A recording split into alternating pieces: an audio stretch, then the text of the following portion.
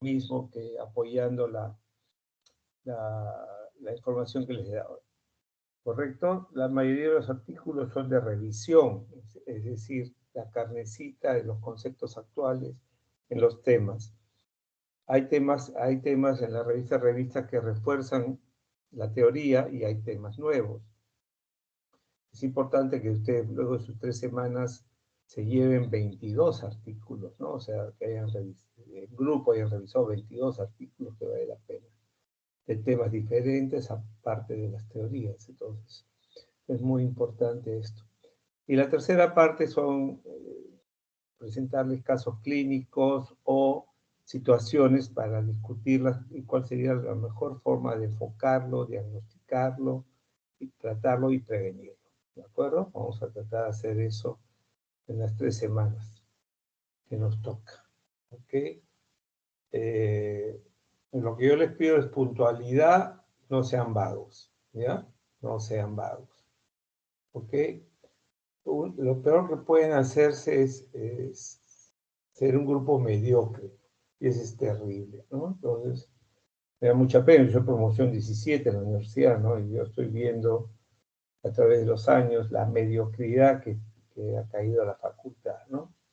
Entonces, ustedes marquen la diferencia, demuestren que no caen en ese grupo y pregunten lo que no hay pregunta tonta, hay tonto que no pregunta. Así que si uno hace docencia es para tratar de ayudar a las promociones más jóvenes, a los nuevos futuros médicos, ¿no es cierto? No quiero mediocridad, quiero excelencia, esfuerzo. Tampoco quiero unos Newton ni unos Einstein, ¿cierto? Si fuera así, bacán. Pero si no, gente normal, pero con ganas de estudiar y mejorar. ¿Correcto? Muy bien. Entonces vamos a empezar con las teorías. Son varias teorías cortitas, pero son de temas que ustedes posteriormente van a tener que revisar, ¿no? Gloria Liliana MR2 Perdón.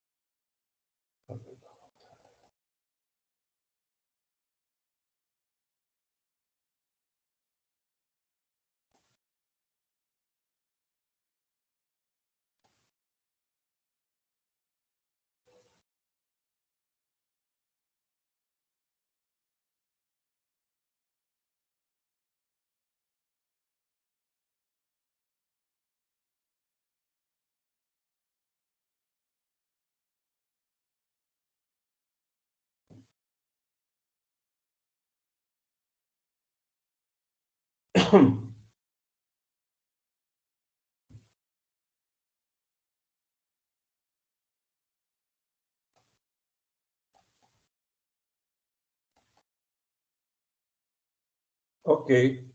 ¿Me escuchan todos? ¿Sí? Por favor.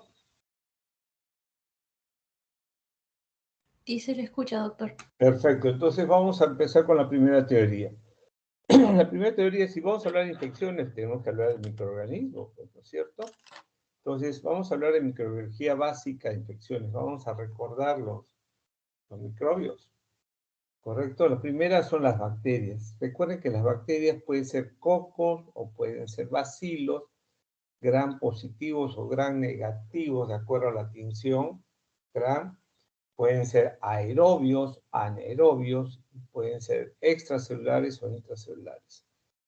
De esta clasificación puede haber intermedios como cocos bacilos, como aerobios estrictos, como aerobios facultativos o anaerobios facultativos o anaerobios estrictos o microaerófilos que necesitan 5 o 10% de CO2 o microorganismos que son extracelulares e intracelulares o solamente extracelulares y otros solamente intracelulares. Y esto es bien importante que ustedes conozcan cuáles son los de importancia clínica con cada una de estas combinaciones. Porque obviamente si ustedes tienen un microorganismo intracelular, ¿sí? Van a tener que conocer, si es intracelular, ustedes van a tener que coger un antibiótico que atraviese la membrana de la célula y entre al interior de la célula para matar intracelular.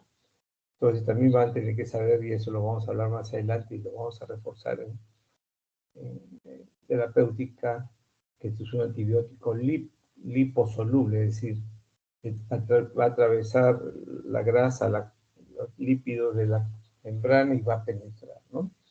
Hay antibióticos que solamente le pegan a los cocos, hay antibióticos que solamente le pegan a los bacilos, y algunos a bacilos gram positivos y no a los negativos, otros que le pegan a los negativos y no a los gram positivos, que le pegan a aerobios, anaerobios. Entonces, ¿hay antibióticos que le pegan a todo tipo de bacterias? No, no.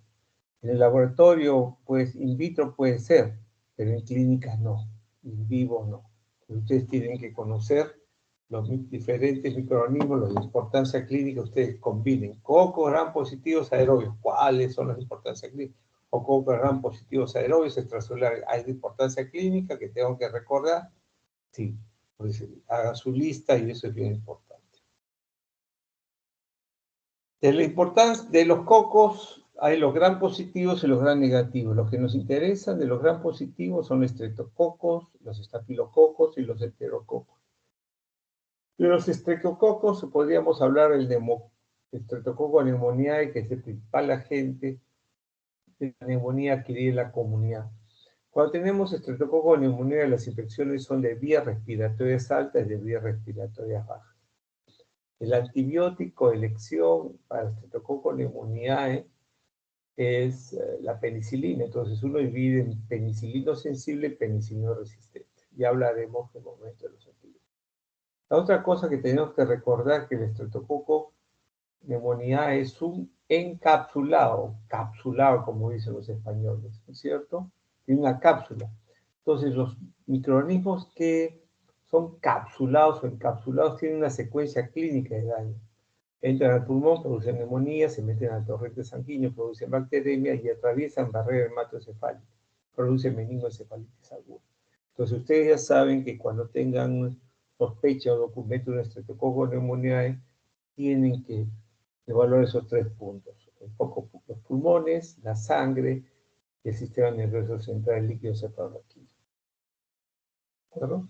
El Streptococcus pyogenes. El Streptococcus pyogenes es la bacteria asesina, ¿no? La come carne que sale en la prensa, entonces, infecciones de partes blandas, entonces, foco, piel, pero también vías respiratorias altas, ¿no? Vías respiratorias altas. ¿Ok? Esos son desde el punto de vista de causas infecciosas, pero el piógenes también produce patología inmunológica, postinfecciosa. Entonces es el responsable de la fiebre reumática y de la glomerulonefritis postestreptocócica, o glomerulonefritis difusa postestreptocócica. ¿Correcto? También hay piógenes sensibles a penicilina y a resistente a penicilina. De los estafilococos se dividen en estafilococo coagulasa positivo y coagulasa negativo. El coagulasa positivo es el dorado, el aureus. El coagulasa negativo, el más conocido, es el epidermidis. ¿Ya? El aureus lo dividimos de acuerdo a la sensibilidad, así, oxacilino sensible y oxacilino resistente. Ustedes en la literatura anglosajona, inglesa, van a decir meticilino sensible y meticilino resistente. Pero nunca ha habido meticilina, salvo donaciones, ¿no es cierto?, que hemos usado. Pero como droga que esté permanente, oxacilino. Entonces los dividimos en oxacilino sensible y oxacilino resistente. Este oxacilino sensible es de la comunidad, Y el oxacilino resistente lo dividimos en 2, en hospitalario y comunitario. Entonces, caracho, entonces yo tengo un oxacilino resistente comunitario y otro oxacilino sensible de la comunidad judicial. Pero son totalmente diferentes, ¿ah? Son totalmente diferentes.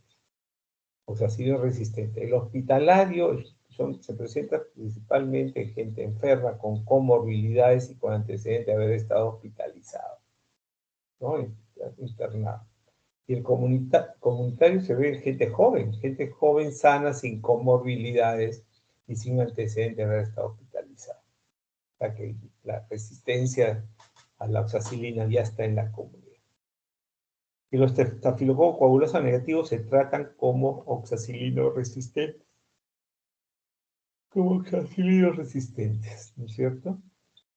Y de los enterococos tenemos el enterococo fecalis y el enterococo facio. El fecalis puede ser vancomicino sensible o vancomicino resistente, generalmente. El faecio, un 75% más de veces ya es vancomicino resistente. ¿Dónde vamos a ver el enterococo fecal y faecio? Generalmente más en pacientes hospitalizados, instrumentalizados, operados principalmente. ¿Correcto? De los gram negativos tenemos la Neisseria gonorrea y la Neisseria meningitis. La Neisseria gonorrea, infección de transmisión sexual, ¿de acuerdo? Puede ser localizada como una uretritis, como puede ser diseminada como una enfermedad neumocócica grave. La Neisseria meningitis puede ser bacteremia, puede ser pulmonar, puede ser meningia, principalmente obviamente meningia, ¿no? Enfermedad neumocócica grave, se llama enfermedad neumocócica grave. La gonorrea, obviamente, se usaba mucho la cipro, hay alta resistencia y se usa la ceftriaxona. Y la meningitis se usaba mucho la ampicilina, y ahora se está usando otro tipo de antibióticos que ya hablaremos más adelante. De los bacilos, vamos a hablar de los bacilos gram positivos y los bacilos gram negativos.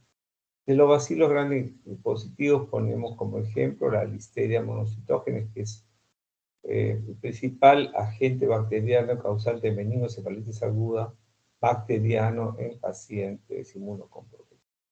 Listeria monocitógenes. Y los gram negativos, vamos a hablar de los aerobios, bacilos negativos aerobios. Vamos a dividirlo en dos, enterobacteriales, antes se llamaba enterobacterias o fermentadoras. Enterobacteriales se les conoce como enterobacteriales, y los no enterobacterias o no fermentadoras le llaman a secas no fermentadoras. No fermentadoras.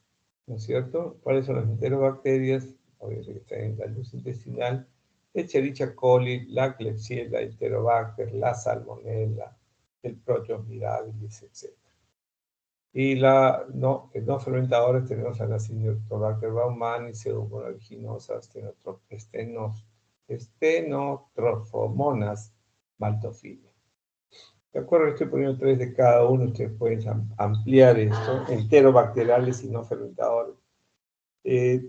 ¿Cuál es la importancia? Obviamente, su resistencia, ¿no? La resistencia, estos tres tienen el mecanismo enzimático de resistencia es más importante. En las dos primeras, en la Escherichia coli, tenemos principalmente la beta-lactamasa espectro extendido, que vamos a ir desarrollándolas. La Klebsiella neumonía tiene beta-lactamasa espectro extendido, y la KPC. Y el Enterobacter tiene las cefalosporinasas, dentro de ella la AMP-C, AMP, C mayúscula, AMP-C.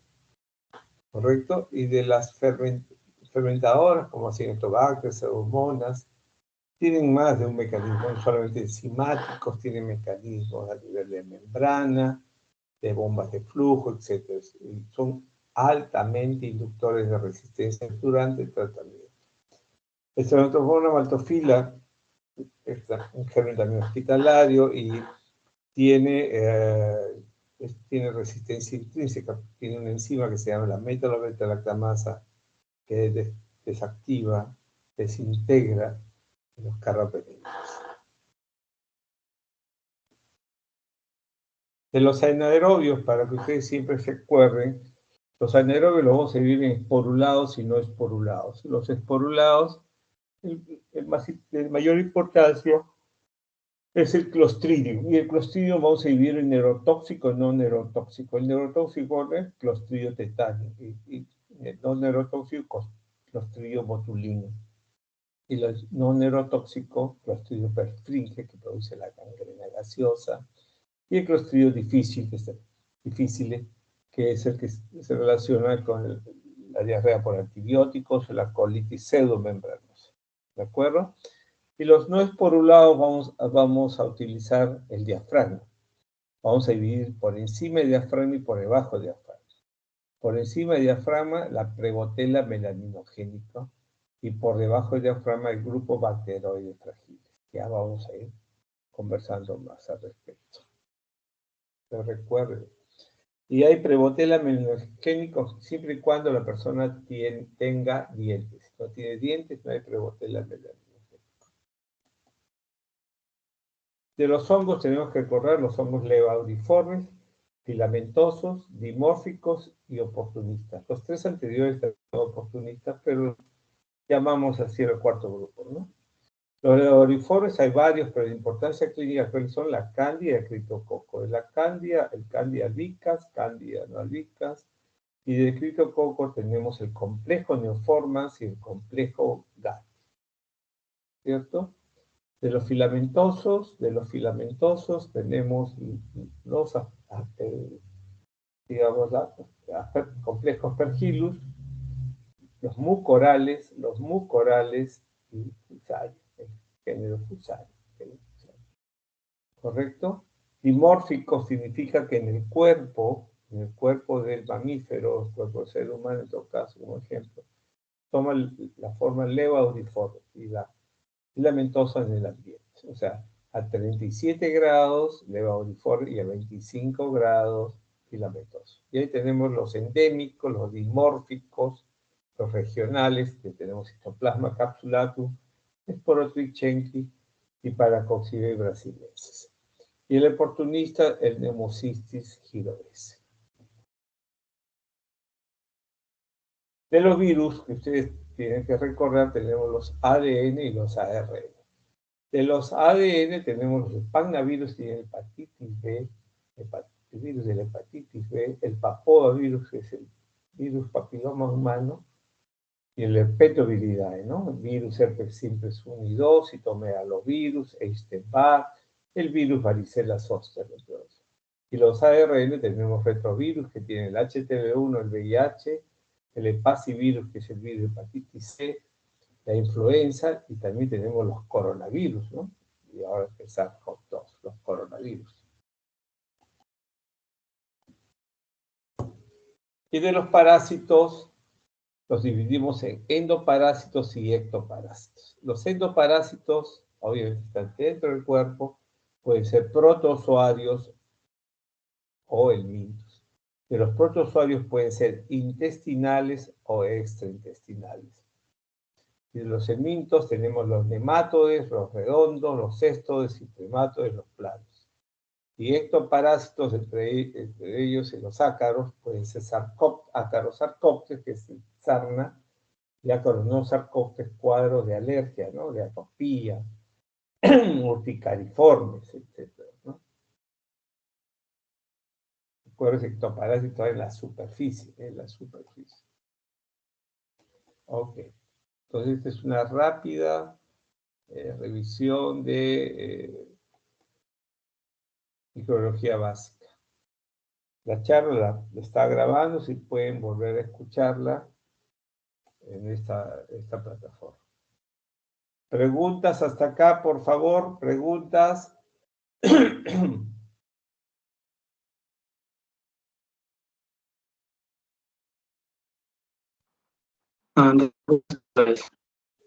¿Mm? Doctor, una consulta. ¿Qué referencias nos daría como, digamos, libro para infectología? ¿Qué referencias qué? En relación a bibliografía. Hay mucha interferencia, no lo entendí. A ver, ¿puedes escribírmelo al chat? Si es que, o alguien que le entendió, por favor, delegada, ¿entendió lo que dijo su compañero? No, doctor, sí había mucha interferencia. A ver, Albeniz, repita nuevamente.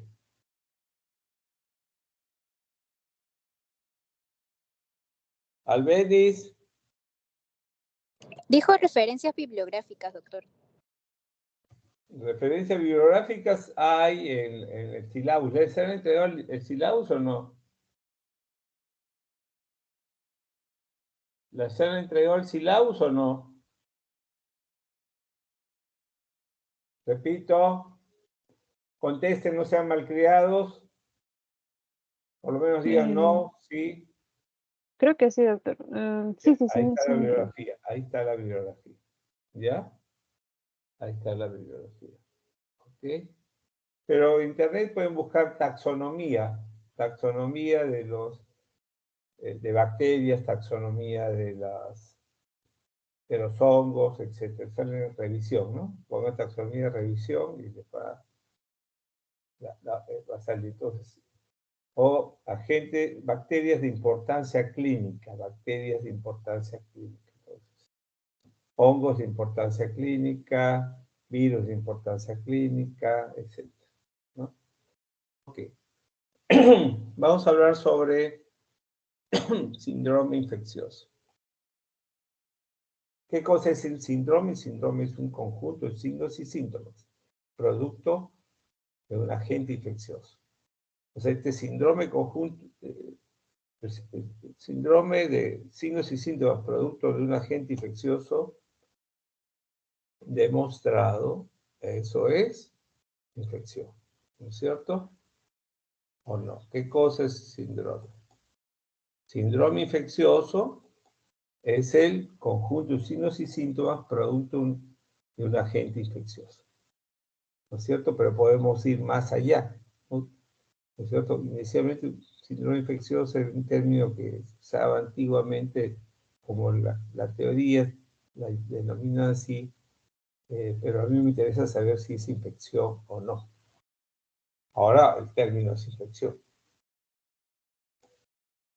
Entonces, ¿infección qué es? Infección es la presencia de un microorganismo en el tejido de un huésped, y esta presencia de microorganismo en el tejido de un huésped induce que el huésped responda, su sistema inmune responda con células, con anticuerpos, con citoquinas, etc. ¿No es cierto? Y esta respuesta lo que va a causar es una inflamación. Es decir, cuando yo demuestre que tengo una presencia de un microorganismo en el tejido de un huésped y demuestro que hay una respuesta inmune, eso es infección. Cuando yo solamente encuentro bicho en el huésped, no demuestro que hay una respuesta inmune efectiva, esa es una colonización. Pero hay excepciones, y eso podría ser un paciente inmunocomprometido, que puedo tener el bicho, y como estoy inmunocomprometido no hay una buena respuesta inmune, y entonces no le voy a echar que es colonización. Tengo que analizar bien la situación, ¿no es cierto? Entonces, eso es infección. ¿Qué cosa es enfermedad? Enfermedad es cuando esa infección presenta manifestaciones clínicas. Entonces, una infección con manifestaciones clínicas se llama enfermedad infecciosa. Entonces, ustedes van a decir, diablos, hay dos tipos de enfermedades, ¿sí? Las infecciosas y las no infecciosas. Las infecciosas se denominan que es una infección con síntomas, una infección sintomática. Entonces, vamos a retroceder. Una infección que necesita tener, infección, necesita tener el agente infeccioso en el microorganismo y que induzca una respuesta inmune. ¿De acuerdo? Eso es infección. ¿Y cómo yo evalúo la respuesta inmune? Leucocitosis, leucopenia, velocidad de segmentación globular, proteínas C reactivas, interleuquina 6, etc. ¿Correcto?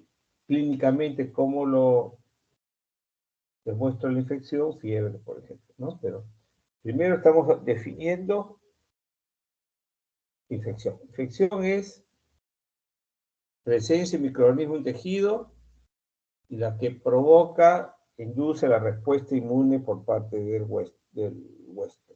¿Correcto?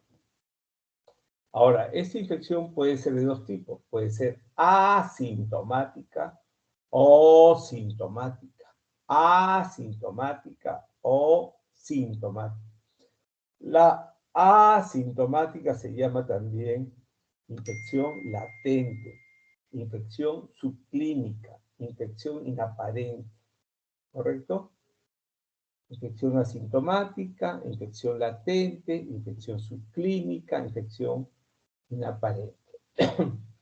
La infección sintomática con manifestaciones clínicas con síntomas se llama infección sintomática, infección clínica, infección aparente, enfermedad infecciosa. Entonces, ¿qué cosa es la enfermedad infecciosa?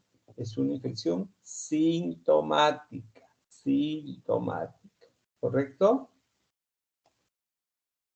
Entonces, la infección aparente subclínica provoca una respuesta inmune más no enfermedad, o sea, no síntomas. Puede ser una reacción serológica, anticuerpos, ¿no es cierto? Ya dijimos las pruebas. Colonización sería que no hay respuesta inmune, ¿no es cierto? No hay respuesta inmune. Hay una condición especial, porque cada vez este término va perdiendo peso, que es portador. El estado de portador lo mencionan como una condición de colonización especial. Es una colonización especial, pero no cumple los criterios que hemos mencionado anteriormente, porque se supone que la infección puede ser asintomática o puede ser sintomática. Y además la colonización, no hay respuesta inmune. Sin embargo, fíjese acá, vamos a leer. Persona colonizada, individuo colonizado con un microorganismo específico y desde el cual el organismo puede ser recuperado. Ok, hasta acá todo bien, ¿no es cierto? Yo tengo estafilococo aureus en fosas nasales, que toman un hisopado y lo pueden aislar ahí. No clínica, perfecto, porque el colonizado no tiene respuesta inmune y menos no tiene clínica. Pero puede tener una historia previa de clínica. O sea, fiebre tifoidea, por ejemplo. La fiebre tifoidea le dio fiebre tifoidea clínicamente y se quedó con estado de portador de la salmonela en la vesícula. ¿No es cierto? Tuvo síntomas, lo cual tuvo respuesta inmune, lo cual no va pues con colonización, ¿no es cierto? Portador disemina organismos en el ambiente. Claro, si la tengo en las fosas nasales, por ejemplo, me meto el dedo y después no me lavo las manos, lo llevo. Este estado de portador puede ser transitorio, intermitente o crónico. Y puede desarrollar enfermedad en condiciones de inmunosupresión. O sea, yo puedo tener el bicho en las fosas nasales, me bajan las defensas y el bicho puede ser de las suyas. Entonces, realmente, la definición no es clara porque no es ni chicha ni limonada. Ni es infección, ni cumple criterio de colonización. ¿No es cierto? Es como un híbrido. Si queremos llamarlo, el portador es un híbrido. ¿De acuerdo? Las fuentes se considera de donde el bicho salta al huésped, ¿no? Invade al huésped o ataca al huésped. Estas pueden ser fuentes endógenas, autógenas, pues el intestino, por ejemplo. Hay un fenómeno que ocurre, lo tienen ustedes, yo y todo el mundo, que se llama traslocación microbiana, traslocación bacteriana. Normalmente los bichos atraviesan la mucosa intestinal, llegan a los linfáticos, al torrente venoso y la gran circulación. Pero el sistema inmune se come todos esos microorganismos. Entonces, esta traslocación bacteriana o microbiana en general ocurre y que se exacerba en condiciones de inmunosupresión, sobre todo. Y la fuente exógena es del ambiente, ¿no? Es del ambiente. O sea, nos atacan por dentro y nos atacan por fuera. Entonces, recuerden, famosa triada, ¿no? La gente, huésped y ambiente. ¿Qué tenemos que recordar de la gente? Hay varias características de la gente. Vamos a hablar la infecciosidad, la patogenicidad, la virulencia y la infectividad. La infecciosidad es la capacidad del microorganismo de causar infección. Ya definimos infección. La patogenicidad es la habilidad o capacidad del microorganismo de inducir enfermedad, o sea, infección sintomática. Y la virulencia es la capacidad o habilidad del microorganismo de causar enfermedad severa. En otras palabras, causar muerte. Y la infectividad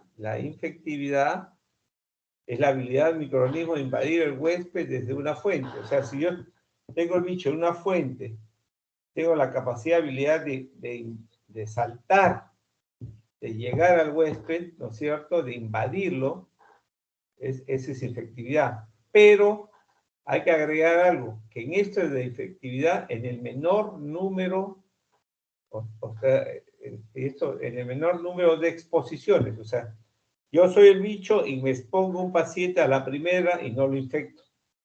Pero la segunda vez que se expone conmigo, perfecto, salto, llego a él, ¿no es cierto?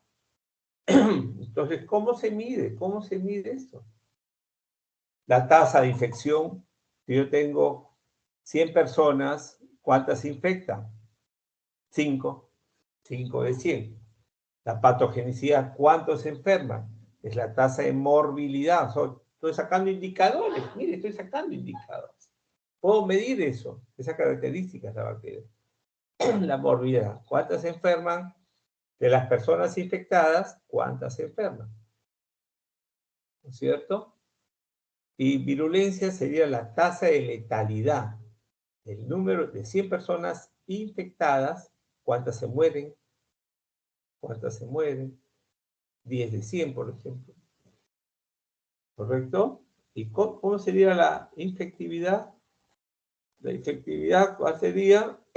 La tasa de ataque. En la primera exposición, la tasa de ataque, ¿no es cierto? Primaria, la primera, de 100, infecté, invadí 10. Tasa de ataque secundaria. De la segunda ataque, ¿cuánto? 20.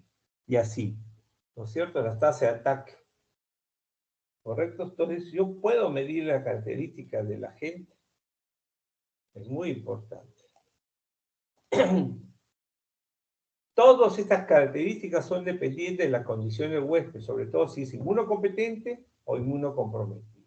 ¿De acuerdo? Si tiene las defensas buenas o tiene las defensas no tan buenas. Para recorrer el concepto, repasar nuevamente el concepto de reservorio y fuente. Todos los organismos tienen un reservorio y una fuente. El reservorio es el lugar donde el organismo mantiene su presencia, metabolismo y replicación. Y ese reservorio puede ser específico o inespecífico. Y la fuente es el lugar desde el cual el agente infeccioso pasa a un huésped. Puede ser de mano sucia, puede ser de alimento, puede ser de una fuente de agua, ¿no es cierto? Puede ser de un vaso, un lago, etcétera, ¿no? Y esta fuente puede ser mano sucia. Puede ser animada, un ser vivo, o inanimada, un objeto no vivo.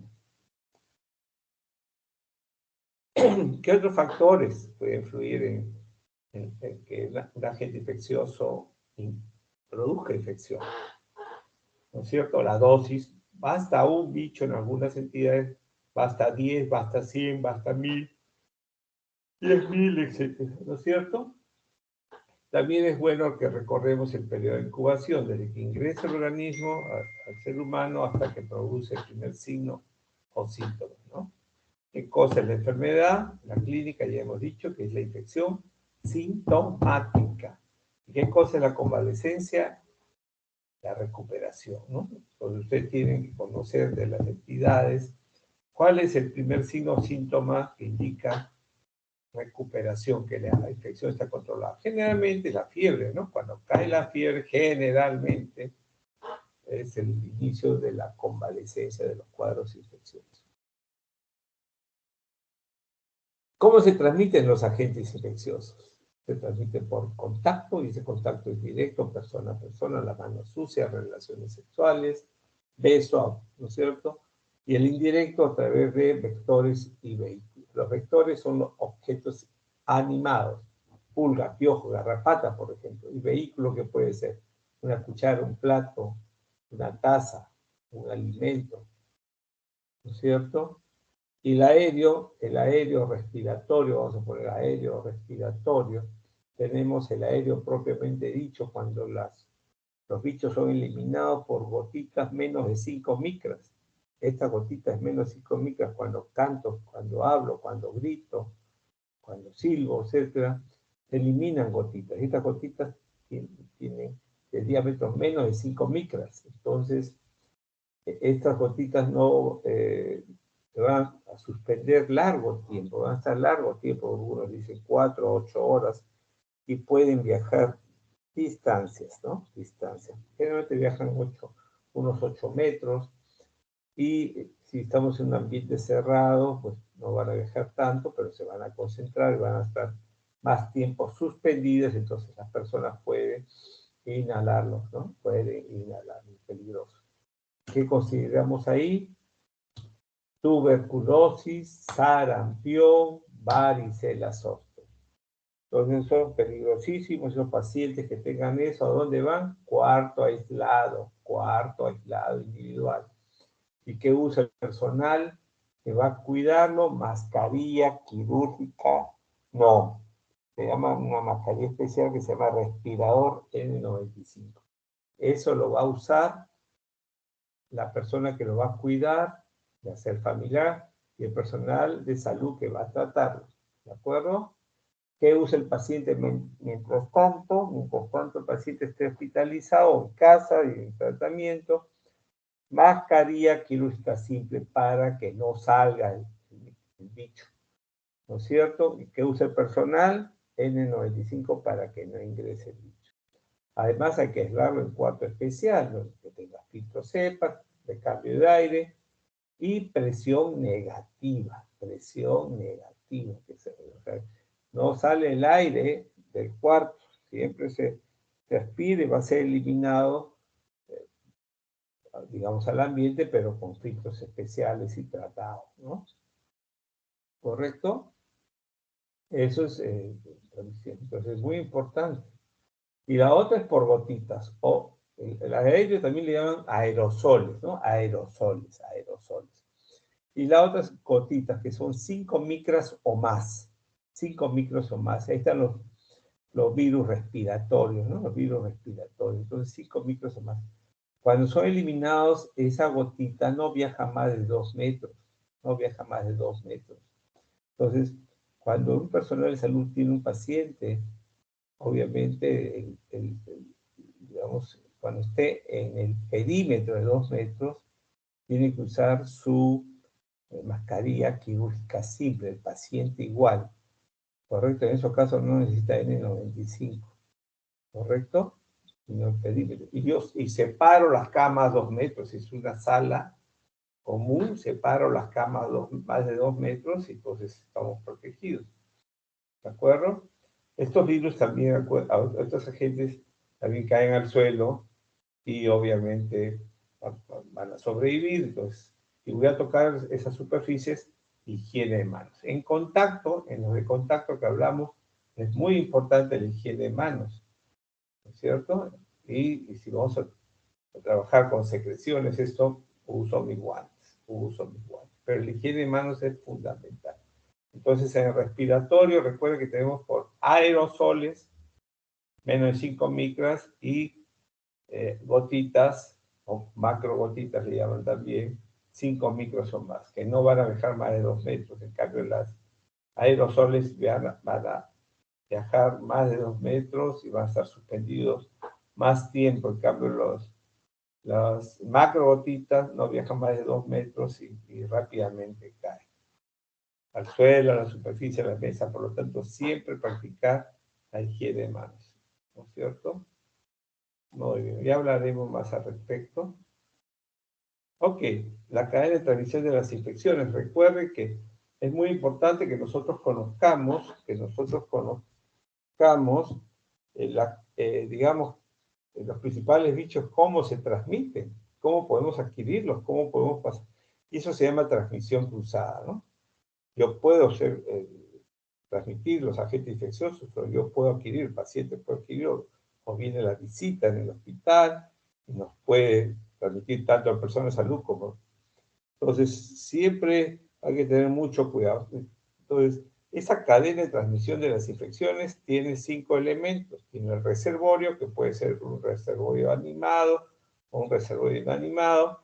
Tiene un huésped susceptible. Tiene una vía de transmisión, que puede ser contacto, que puede ser respiratorio. Y por parte del reservorio tiene una puerta de salida y por parte del huésped tiene una puerta de entrada. Entonces, tenemos que romper esa cadena de transmisión, ¿no es cierto? Esta cadena de transmisión, ¿cómo la rompemos? Con las famosas precauciones estándar. Ya no son precauciones universales desde el 2009, 2008, se llaman precauciones estándar. ¿Qué son las precauciones estándar? Todas las medidas de prevención y control de las infecciones. A la cabeza, la higiene de manos. La higiene de manos, por favor. ¿Correcto? La higiene de manos. Acabamos a gente.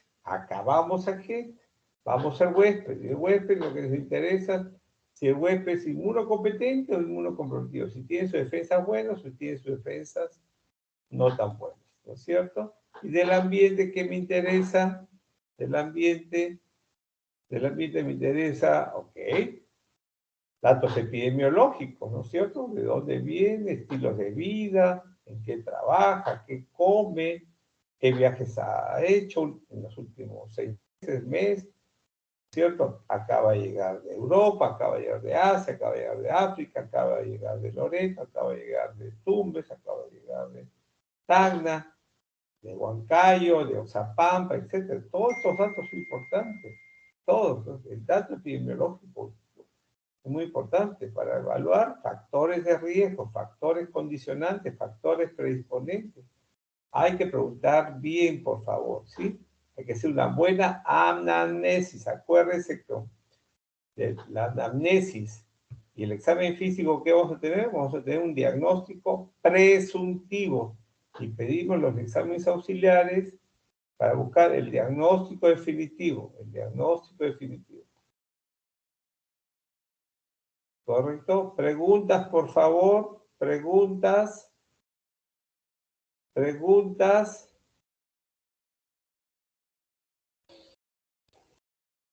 Preguntas.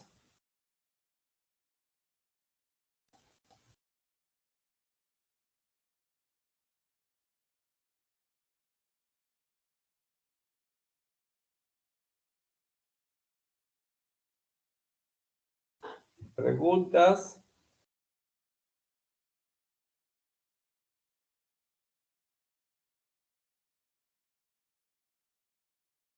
Ok.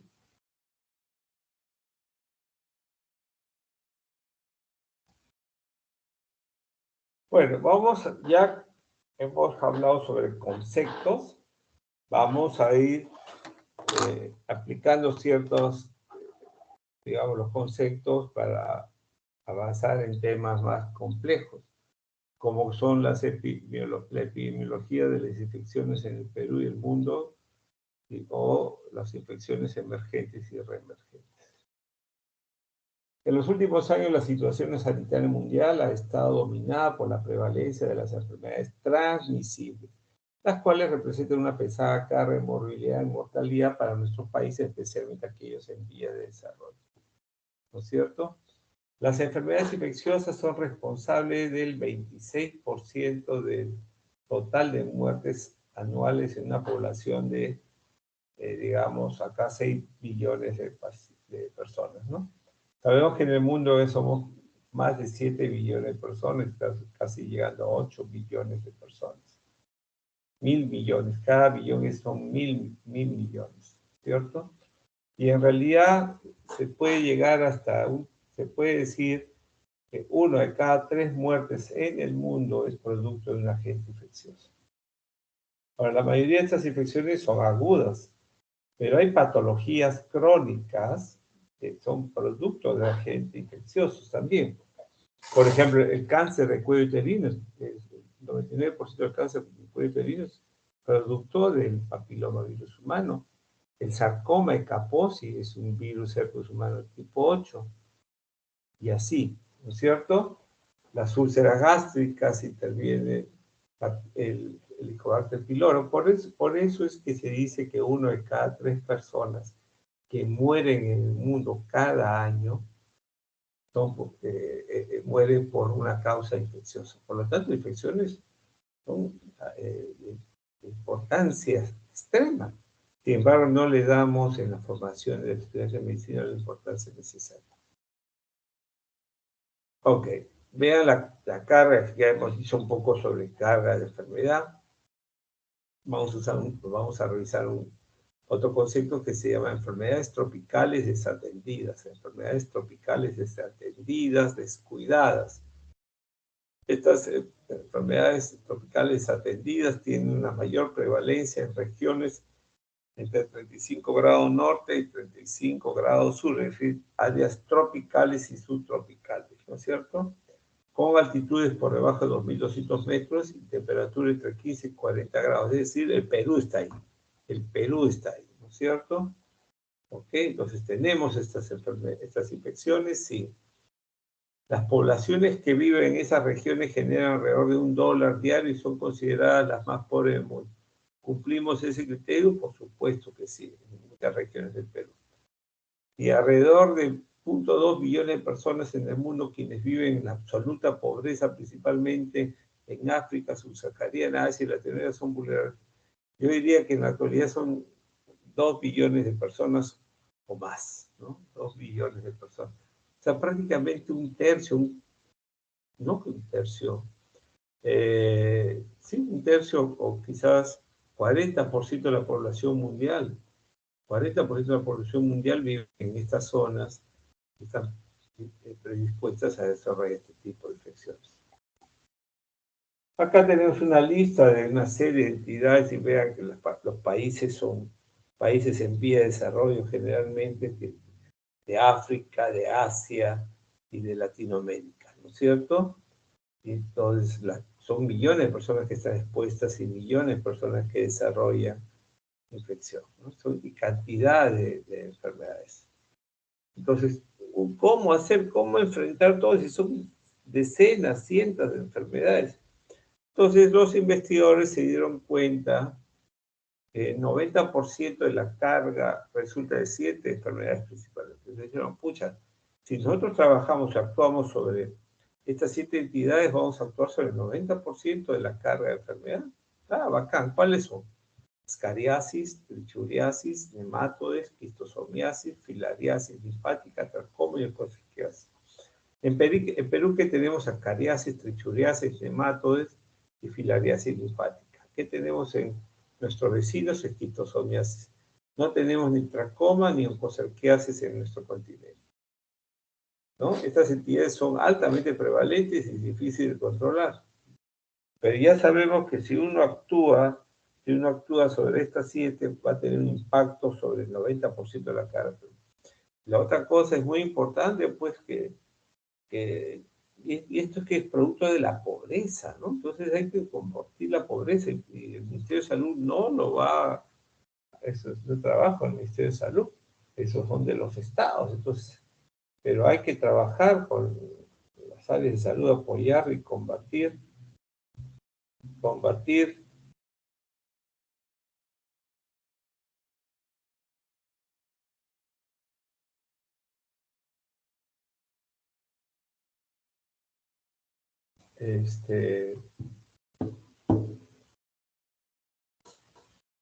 ¿ok?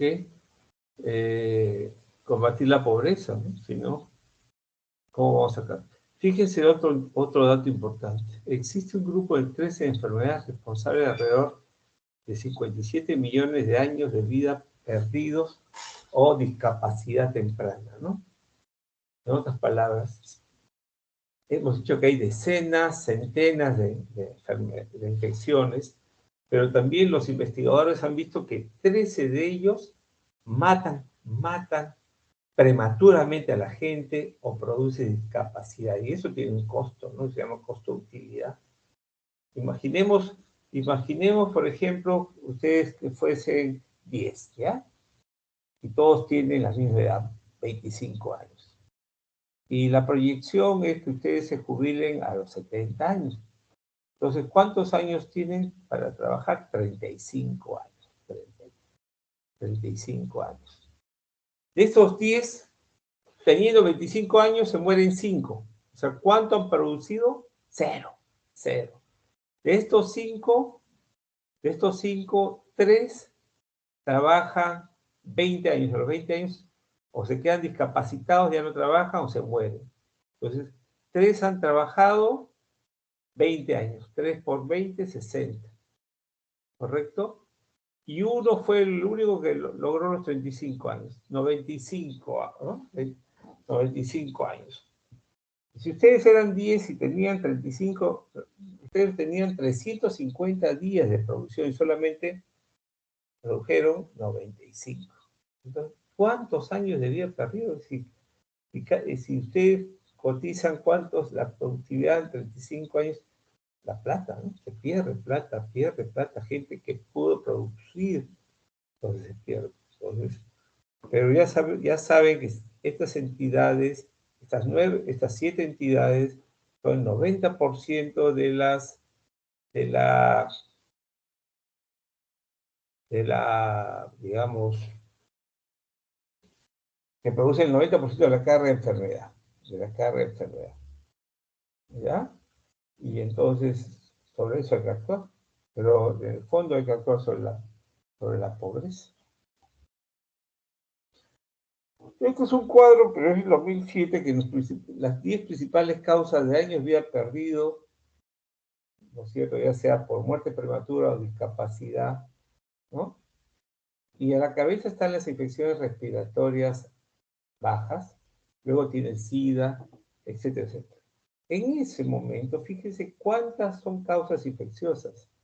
1, 2, 3, 4, 5, 6. 6 de 10 son causas infecciosas. Fíjense que ahí están las enfermedades tropicales desatendidas. Recuerden, malaria es una de ellas, pero es tanta la carga de enfermedad que está separada. Tuberculosis es otra desatendida muchas veces, y sin embargo está ahí. Claro, después hay otras, han salido nuevas, y quizás el SIDA ya no está en segundo lugar, pero está ahí, ¿correcto? Quizás cáncer ha trepado un poquito más, o ha aparecido en la lista, etc. Pero siempre las infecciones son parte de un listado de DALIs, ¿no? De años de vida perdido por discapacidad o muerte prematura. ¿De acuerdo? Entonces, y sin embargo, no le damos la importancia necesaria para que el estudiante de medicina tome conciencia de las mismas, ¿no? Las enfermedades tropicales desatendidas tienen una prevalencia global de alrededor de 2.6, ahora son 3 millones de personas, prácticamente 50%. La infección por nemato es la enfermedad más prevalente, ¿de acuerdo? Y el número de muertos causantes por leishmaniasis, esquistosomiasis y trypanosomiasis africana humana son muy altas. Entonces, recuerden que la prevalencia es alrededor de 3 billones de personas, prácticamente entre 40 y 50% de las personas del mundo desarrollan o están expuestas a enfermedades tropicales atendidas. Y los nematos, los gusanos redondos, son los más prevalentes, los más frecuentes. La Organización Mundial de Salud clasifica estas enfermedades tropicales atendidas en aquellas que están emergiendo constantemente, en aquellas que ya tienen medidas de control, pero no son suficientes, y aquellas que ya disponen de drogas y tienden a caer. Entonces podría decir tipo 1, tipo 2, tipo 3, ¿no es cierto? Entonces, en la categoría 1 tenemos la enfermedad que está emergiendo y no controlada, y no se controla. Leishmaniasis, dengue, trypanosomiasis africana. De esas 3 que tenemos acá en Perú, leishmaniasis y dengue. La categoría 2 significa que hay una estrategia de control disponible, pero la carga de enfermedad persiste porque esa estrategia de control es insuficiente o la cantidad de enfermedad que hay, de carga de enfermedad es tanto que no se controla. Pero es que tenemos malaria, esquistosomiasis, tuberculosis. ¿Qué tenemos en el Perú? Malaria y tuberculosis. Y la esquistosomiasis lo tenemos en la frontera de Perú. En la categoría 3 tenemos la estrategia de controles efectiva, la carga de enfermedad en descenso, plan de eliminación. Plan de eliminación, ¿no es cierto? Entonces, estas enfermedades están a la baja, ¿no? Tenemos la enfermedad de Chagas, la lepra, la filariasis linfática, los cosaquiasis. Pero si obviamente esas estrategias se abandonan, el rebote, ¿no es cierto? Entonces tenemos esta, si ustedes sacan la cuenta de las 10, ¿cuántas tenemos en el Perú? 7, ¿no? 7, ¿no? Tenemos 2, 4, 1, 2, 3, 6, ¿no? 1, 2, 1, 2, 4, 6. 6 de 10, 6 de 10, ¿no? 6 de 10. Terrible, terrible estamos, ¿no? Entonces acá tienen, por ejemplo, la leishmaniasis cutánea y mucocutánea en América, ¿no? Tenemos el dengue, tenemos los 4 serotipos del dengue en todo el Perú. ¿Ok? Solamente para este concepto. Vamos a otro concepto. Concepto de infecciones emergentes, infecciones reemergentes. Enfermedad emergente, enfermedad reemergente. Pero tendríamos que usar enfermedad infecciosa emergente, enfermedad infecciosa reemergente. Ya sabemos que cuando yo digo infección, yo tengo que preguntar, ¿a qué te refieres? ¿A la infección sintomática o la infección asintomática? Entonces, si te dicen infección sintomática, entonces es una enfermedad infecciosa emergente. No es una enfermedad infecciosa reemergente. ¿De acuerdo? Entonces, ¿a qué llamamos infección o enfermedad infecciosa emergente? ¿No es cierto? Tengo el agente conocido, la clínica conocida, pero nunca había aparecido en un sitio que nunca antes hubo. ¿No es cierto? Esa es la infección emergente. Nunca antes hubo, pero sí es una enfermedad conocida, una infección conocida. La reemergente, ¿qué significa? Alguna vez hubo una infección, una enfermedad infecciosa reemergente caracterizada por agente conocido, por clínica conocido, se controló, desapareció y tiempo después reaparece. Entonces, emergente, reemergente. Algunos han dado plazos, 20 años, otros han puesto 15 años, etc. Pero manejemos la infección que hubo y no hubo. ¿De acuerdo? ¿Correcto? En este gráfico que está medio borroso, ustedes tienen digamos, la emergente y la reemergente, ¿no? Y hay lo que se llama la emergente deliberadamente, que estas son el bioterrorismo, ¿no? Son emergentes, nunca, anthrax, que se dio, por ejemplo, en un lugar X, pero como bioterrorismo, entonces deliberadamente, lo han llevado finamente, ¿no? Entonces tenemos infecciones, enfermedades infecciosas emergentes, infecciones, enfermedades infecciosas reemergentes. ¿Y qué son las infecciones nuevas? Las infecciones nuevas son agente nuevo y clínica nueva. ¿No es cierto? Obviamente ya no interesa tanto el sitio porque si son nuevos, de primera vez. Pero mucha gente los pone dentro de las emergentes, ¿no? Dentro de las emergentes, las infecciones nuevas. Pero ya saben que las infecciones nuevas son agente nuevo con clínica nueva, ¿no es cierto? ¿Cuáles son los factores relacionados con las infecciones emergentes reemergentes? El aumento notable de la población, las famosas megaciudades con todas las necesidades de agua, luz, agua, desagüe, comida, trabajo, etc. Las migraciones nacionales e internacionales asociadas a guerra, crisis económica, los cambios ecológicos inducidos por el hombre, la deforestación de la Amazonía, los viajes internacionales, el cambio de costumbres sexuales y comportamientos sexuales de todas las culturas y regiones, la tecnología nueva de alimentos y consumo de productos con potencial de transmitir enfermedades nuevas y obviamente no cumplen con la finalidad de matar los microorganismos, entonces aparecen. Entonces hay una serie de factores y que lo estamos viendo y lo estamos viviendo todos los días desde hace un buen tiempo, ¿no? El cambio climático, ¿no? El cambio climático es tremendamente, tiene un impacto sobre Aquí tenemos cómo viajan los aviones de un lado a otro, ¿no? Un lado a otro, prácticamente, ¿no? Entonces, llevan y traen. Las infecciones emergentes reemergentes, dependiendo del lugar donde estemos hablando, vamos a tener VIH-C, la fiebre reumática del ébola, nuevas formas de cólera, la enfermedad de Lyme, tenemos el SARS-CoV, el MERS-CoV, el COVID-19, el nuevo coronavirus, etcétera, etcétera, etcétera. El VIH, ¿no es cierto? En el año 81 ya vamos a hablar, está expuesto ya en todo el mundo, ¿no? Factores de riesgo, factores predisponentes, factores condicionantes. El ébola, ¿no? El ébola. La fiebre porcina, la influenza A, brotes, ¿no? La pandemia que hubo, ¿no? Nuevos virus poco conocidos, el virus Hendra, el virus Nipah. Fíjense que la gran mayoría de las enfermedades, de estas enfermedades son zoonóticas. El 60-70% de estas enfermedades que le causan al ser humano son zoonóticas. Ya vamos a tener una clase de zoonosis. ¿Correcto? Puede ser emergente, pero sobre todo reemergencia. Son de transmisión indirecta por vectores, ¿no? Vectores, mosquitos, pulgas, garrapatas. Tenemos el dengue, el West Nile, la encefalitis japonesa, la encefalitis San Luis, Zika, la fiebre amarilla. ¿Qué tenemos en el Perú? Dengue, fiebre amarilla, Zika principalmente, ¿no? Chikungunya, ¿no? El chikungunya.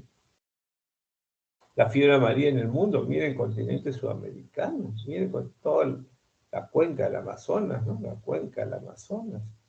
Y en África, el cinturón de la pobreza. Ahí está la fiebre amarilla. El cinturón de la pobreza. ¿No es cierto? La rabia humana está tremendamente diseminada, ¿no? Ni qué decir la rabia silvestre. ¿Ok?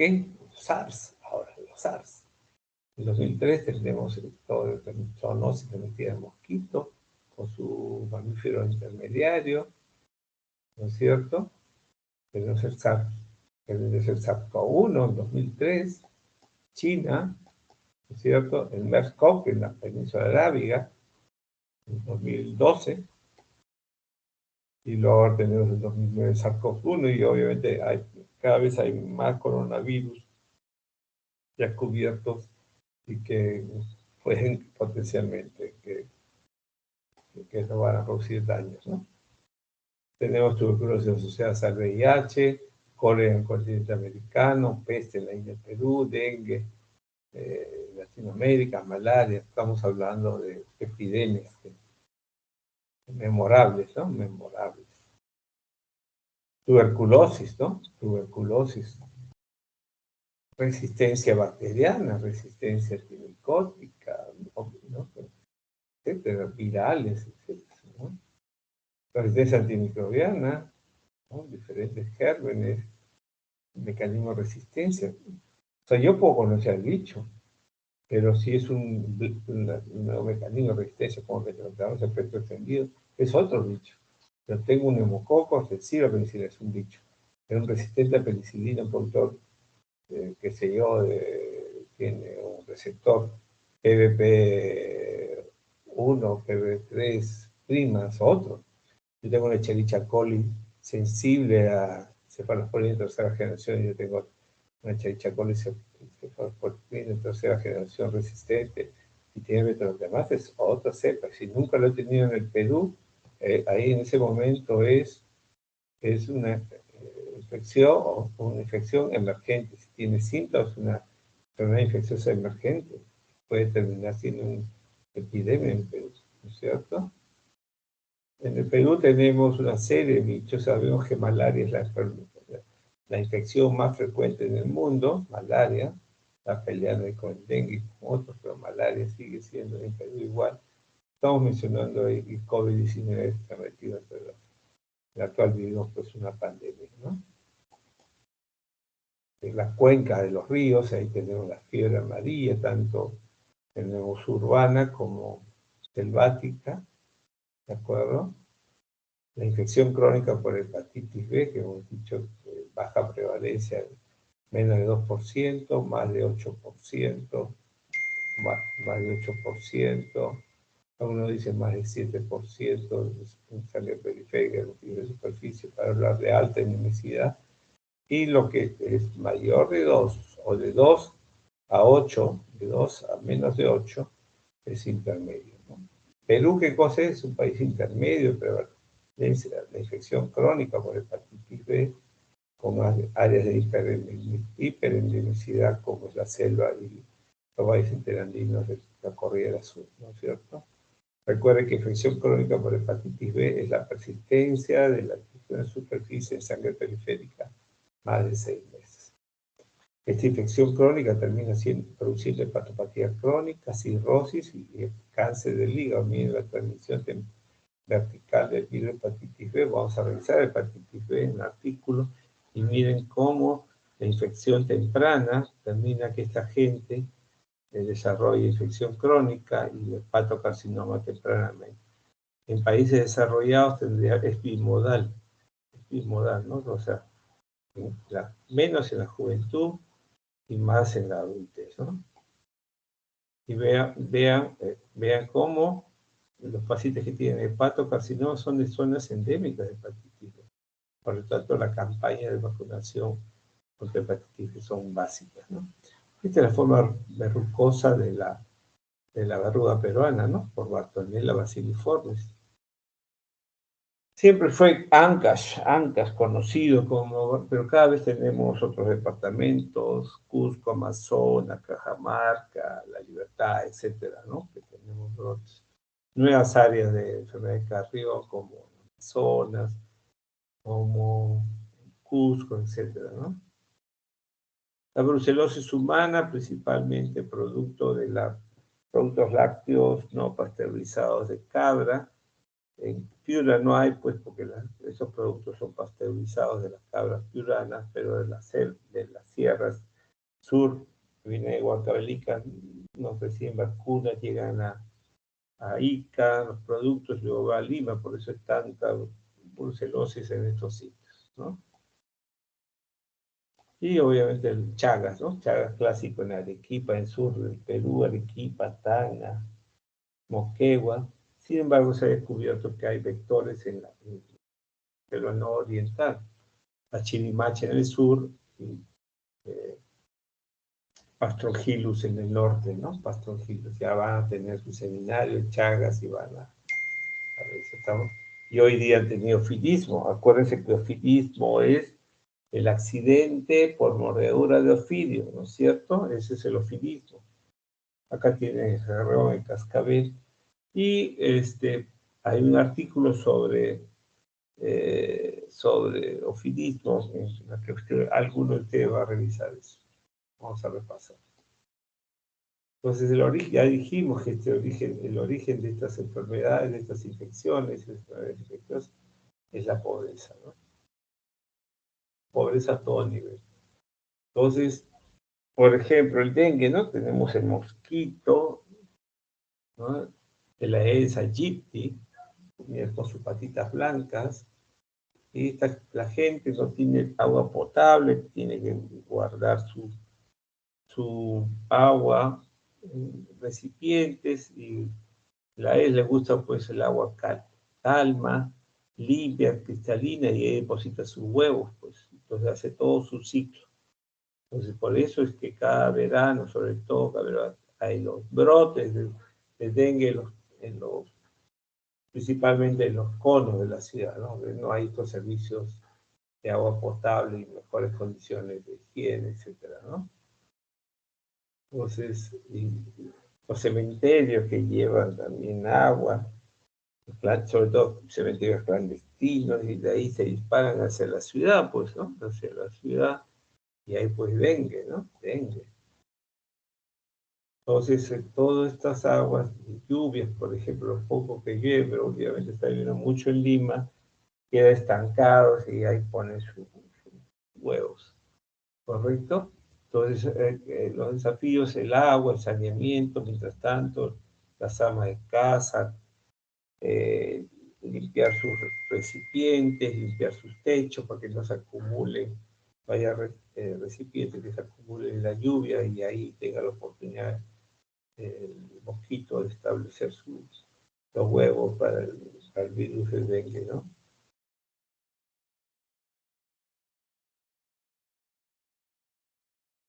Ok, entonces, ¿cómo controlamos esto? Hay que combatir la pobreza, ¿no es cierto? Medida de prevención. Entonces, ¿cómo hago eso? Prevención primaria, educación, inmunizaciones. ¿Cómo combatir las infecciones? Educación, higiene, para eso tengo que tener agua, tengo que tener jabón, tengo que tener papel, ¿no es cierto? En los hospitales, en las casas, educación, buena educación, en los colegios, y que la gente tenga en su casa, ¿no es cierto? El agua, ¿no? Luz, agua, desagüe, digamos, el basurero pase, recoja la basura, todo, y no se queden las calles acumuladas, traiga moscas. Y las vacunas que provocan inmunizaciones, ¿no? Vacunación es el acto de colocar vacuna y la inmunización que responde a la vacuna, ¿no? En la primaria yo no tengo la infección, en la secundaria tengo la infección y tengo que diagnosticarla precozmente para tratarla oportunamente. Entonces, la secundaria yo tengo la infección y no quiero que progrese. Y la terciaria, ¿qué significa? Que ya trataron la infección, entonces yo tengo que recuperarme, tengo que rehabilitarme y tengo que reinsertarme. ¿No es cierto? ¿Ok? Ya hemos dicho de las enfermedades tropicales atendidas, entonces si tenemos 7 que son que equivalen al 90% de la carga, hay que tratarlas. Entonces, las organizaciones internacionales que trabajan en esto, obviamente piden a los estados que inviertan más en las condiciones de riesgo. Pero mientras tanto, forman blisters, ¿no? Paquetitos con tratamientos para las 7 entidades. Antes la donaban, ahora las venden, ¿no es cierto? Entonces la cosa se ha puesto más difícil. Pero sí hay que formar nuestros blisters y llevarlos a todo el Perú y a todo el mundo para que los pacientes tengan. Pero es parte del problema, ¿no? El tratamiento. Hay que mejorar las condiciones de vida de la gente. ¿Qué necesitamos? Pues necesitamos nuevas drogas, necesitamos vacunas, necesitamos que la gente se entrene, investigue más, necesitamos también hospitales, postas médicas, personal de salud bien entrenado, bien pagado, bien remunerado para que se dedique bien a sus pacientes, ¿ok? Entonces, y eso significa con conciencia, necesitamos actitud, necesitamos dinero, necesitamos combatir la corrupción para que tengamos autoridades honestas que se preocupen por el país. Gracias.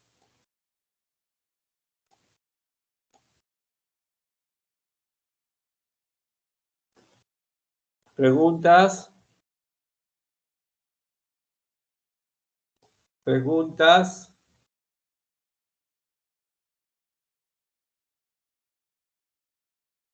Ok.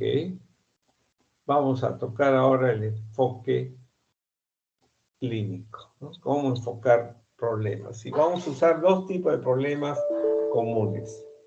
Uno es la fiebre, y la otra es lo que se llama la sepsis, ¿ya? La sepsis. ¿Cómo enfocamos un paciente que viene con fiebre? Imagínense que ustedes están de guardia, en su internado les toca guardia, en tópico de medicina, ¿no es cierto? O están en piso y su paciente desarrolla episodio febril, o están en serum y llega pues un paciente con fiebre a la consulta, ¿no es cierto? Entonces vamos a mirar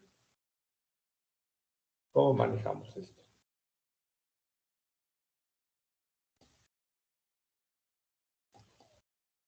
¿Ok? Recuerden que el sistema inmune tiene 3 grandes actividades. La actividad antiinfecciosa, la actividad antitumoral y la actividad de tolerancia a los propios. ¿Qué significa la actividad de tolerancia a lo propio? Significa que lo que es nuestro lo reconoce como propio, lo que no es nuestro no lo reconoce como propio y lo ataca. Porque no lo desconoce, ¿no es cierto? ¿Ok? Pero cuando una o más de estas actividades no funcionan bien, obviamente esta persona desarrolla más infecciones, más cáncer y más enfermedades autoinmunes y alérgicas. Entonces, cuando estos componentes no funcionan bien, es que tenemos dos tipos de pacientes, dos tipos de huéspedes. El huésped inmunocompetente y el huésped inmunocomprometido. El huésped inmunocompetente es el que esas tres actividades funcionan bien, digamos, aceptables, ¿no? Y el inmunocomprometido cuando una o más de estas actividades o combinadas no funcionan bien. Y obviamente predisponen a la gente que desarrolle infecciones o cáncer o enfermedades autoinmunes y alérgicas. ¿Correcto? Ok, como estamos en un curso de infectología, vamos a hablar del sistema inmune, de la actividad antiinfecciosa.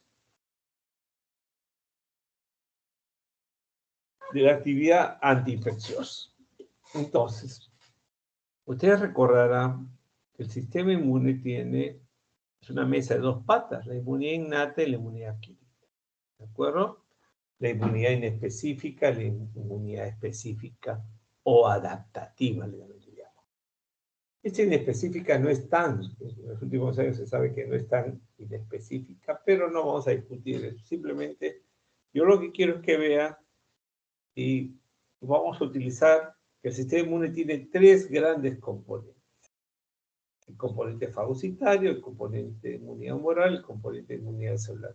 El sistema inmune es uno solo y está comandado por la inmunidad celular a través del linfocito T4. Eso lo sabemos, ¿no es cierto?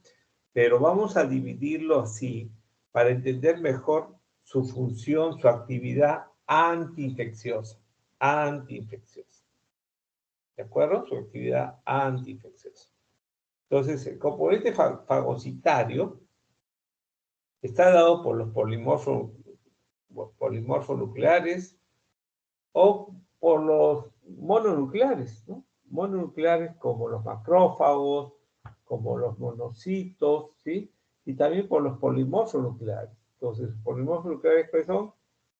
Tenemos los basófilos, los eosinófilos, pero sobre todo los neutrófilos. Y estos neutrófilos, como vamos a hablar más adelante, nos defienden contra dos tipos de microorganismos, las bacterias extracelulares no capsuladas y hongos levoriformes y filamentosos. Entonces, si yo tengo un paciente que tiene falla fagocitaria, principalmente falla cuantitativa o cualitativa de los neutrófilos, este paciente desarrollará infecciones con mayor frecuencia por microorganismos que debían haber sido controlados por esos neutrófilos, ¿no? O sea, por bacterias extracelulares no capsuladas y hongos levoriformes y hongos filamentosos, que hablaremos más adelante. En el caso de inmunidad humoral está representado por el linfocito B, que se transforma mayormente en células plasmáticas y produce inmunoglobulinas. Y estas inmunoglobulinas nos defienden de los microorganismos encapsulados, que pueden ser principalmente bacterias encapsuladas o cápsulas. Ya vamos a hablar más de ellas. Y obviamente la falla cuantitativa y cualitativa de estos, obviamente, predispondrá. Y la inmunidad celular está dada por los linfocitos T, principalmente el linfocito T4, que producen citoquinas, y nos defienden principalmente microorganismos intracelulares y algunos extracelulares. ¿De acuerdo? Y de estos intracelulares pueden ser bacterias, virus, hongos o parásitos, ¿no es cierto? Y de los extracelulares, obviamente, ya vamos a lo mismo. Tenemos una clase exclusiva para manejar este asunto. Entonces, si yo tengo fiebre, lo primero que yo tengo que es determinar qué problema tiene. Ok, ya determiné el problema. ¿Cómo? Con la anamnesis, con examen físico, control de temperatura, etcétera, ¿no es cierto? Entonces, el problema del paciente es la fiebre, ¿correcto? Es la fiebre, ¿sí? Mi primera pregunta que yo tengo que hacer es si esa fiebre es en un paciente inmunocompetente o inmunocomprometido. Es decir, ¿qué tipo de huésped está presentando la fiebre? Y eso ustedes se lo hacen en consultorio, en la emergencia, en el piso, ¿no? Y si es inmunocomprometido, ¿qué falla inmune tiene? ¿Fagocitario, humoral, celular o combinado? Aquí además yo tengo que agregar que debería considerar también mis factores extrainmunes, ¿no es cierto? Extrainmunes, que significa viajes, estilo de vida, alimentación, si tengo algún procedimiento catéter venoso central, porque cada una de ellas se relaciona a agentes infecciosos que podría y debería sumar para el análisis. Entonces, la primera pregunta, ¿qué tipo de huésped es? ¿Qué tipo de huésped? La segunda pregunta es esto. Ya sé que es un inmunocompetente o inmunocompetente. Mi segunda pregunta es, ok, ¿esa fiebre es de origen infeccioso o de origen no infeccioso? Y si es infeccioso, ¿es un proceso infeccioso localizado o es un proceso infeccioso generalizado? Y si es no infeccioso, ¿es neoplásico o no neoplásico? Si es neoplásico, si es hematológico, tumores sólidos. Si es no neoplásico, le pongo inmunológico y no inmunológico, ¿no? Entendido, eso no inmunológico podría ser degenerativo, metabólico, etcétera, ¿no es cierto? ¿Estamos? Y aquí, obviamente, tengo que enfatizar más también, realmente, mis factores inmunes y extrainmunes. Ahora, me quedo ahí y vamos avanzando un poquito. Si yo tengo fiebre más de 5 a 7 días, tengo compromiso de red, significa hepatomegalia y o esplenomegalia y o linfadenomegalia y o hiperplasia médula ósea en una espiral médula ósea, y tengo compromiso general, o sea, malestar general, estoy mal, y no tengo foco, mi primera pregunta cuando llegue un paciente así es, ¿será inmunocompetente o inmunocomprometido? Y mi segunda pregunta que tengo que hacer, ¿es infeccioso o no infeccioso? Si es infeccioso, para mí ese es un proceso infeccioso general o un proceso infeccioso generalizado. Y si es no infeccioso, neoplásico, no tiene nombre propio. Entonces, si yo regreso, si no cumple el criterio de PIG, es PIL. ¿De acuerdo? Si no cumple el criterio de PIG, ¿y cuáles son los criterios de PIG? Si es de origen infeccioso, ¿no es cierto? Debería tener fiebre más de 5 o 7 días, compromiso RES, compromiso general y no tener foco. ¿De acuerdo? Entonces, causas infecciosas bacterianas de proceso infeccioso general o generalizado. La fiebre tifoidea, la brucelosis aguda, la tuberculosis, la bordonelosis, que es la enfermedad de Carrión, pero aquí sería la fase aguda anemizante febril, ¿de acuerdo? Leptospirosis, sepsis, endocarditis infecciosa, abscesos intraabdominales, infección del tracto urinario alto. Acá hay varios comentarios por hacer. Sepsis puede ser sepsis bacteriana, sepsis viral, sepsis fúngica, sepsis parasitaria. Por lo tanto, esta causa de sepsis va a abarcar de las otras también, las otras especies. ¿De acuerdo? Entonces uno diría, diablo, la endocarditis infecciosa está en la válvula del corazón, las abscesos intraabdominales están en el abdomen, la infección del tracto urinario alto, la pielonefritis está en los riñones, entonces debería ser focalizado. Pero la clínica no es de lo localizado, es difusa. Entonces, como tiene ese criterio difuso, lo consideramos así, fiebre tifoidea. Si ustedes se mira fiebre tifoidea, no es una cosa que tiene foco. tiene fiebre más de 5 o 7 días, tiene compromiso general, tiene pato, esplenomegalia y faenomegalia, pero no te dice está en tal sitio, está difuso. Entonces, esos son, por eso es que consideramos endocardititis infecciosa, abscesos intraabdominales y sujetos urinarios como PIC bacterianos, ¿no?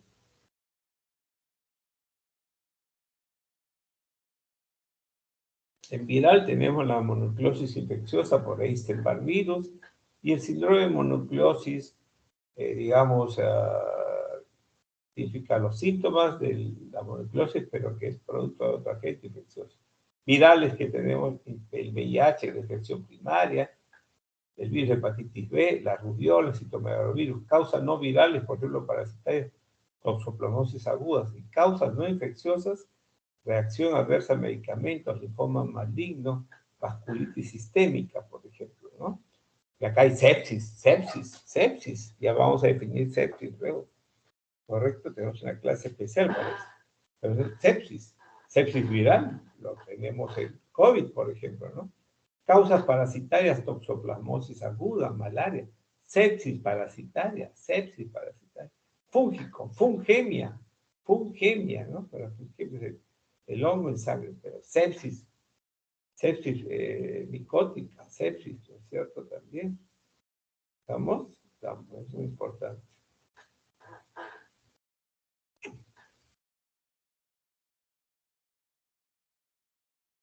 Entonces, si quiero hacer un resumen, yo digo, tengo fiebre, puedo tener foco, entonces puedo tener fiebre y foco, o puedo tener fiebre o foco.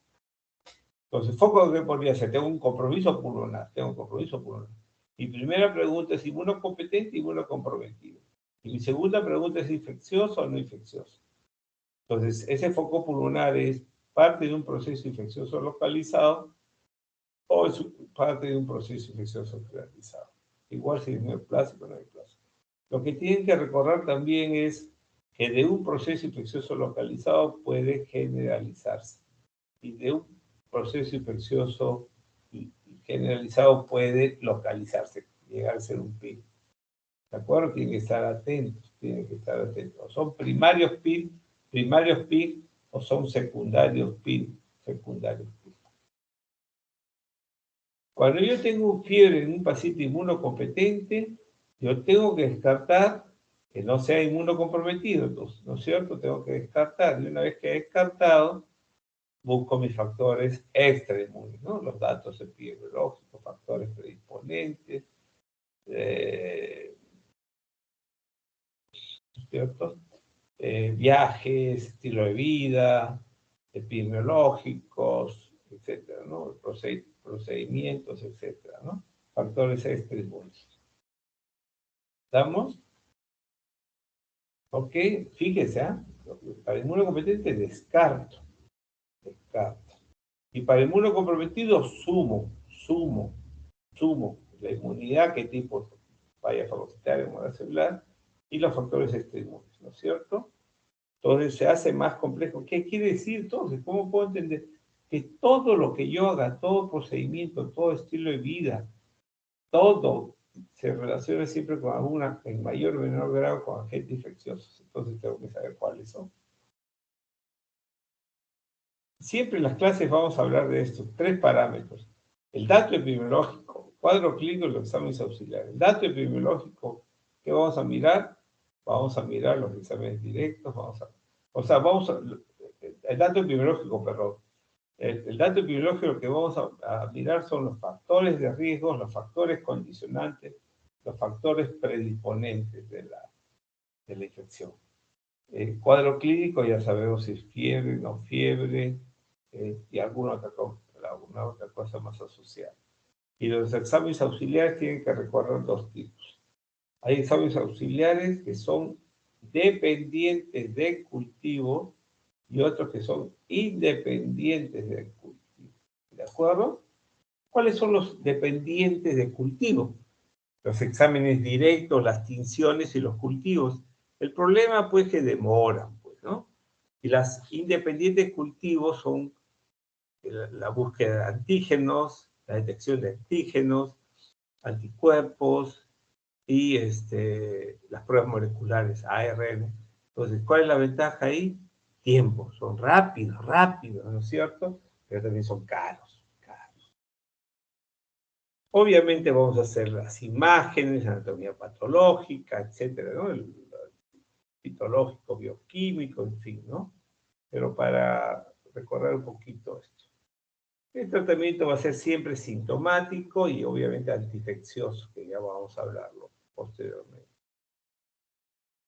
Y la prevención, siempre la cadena de transmisión de las infecciones, romper la cadena con las precauciones estándar. Preguntas, por favor. Preguntas hasta acá. Preguntas hasta acá. Vamos a hacer la de sepsis y ahí la dejamos para continuar el día jueves.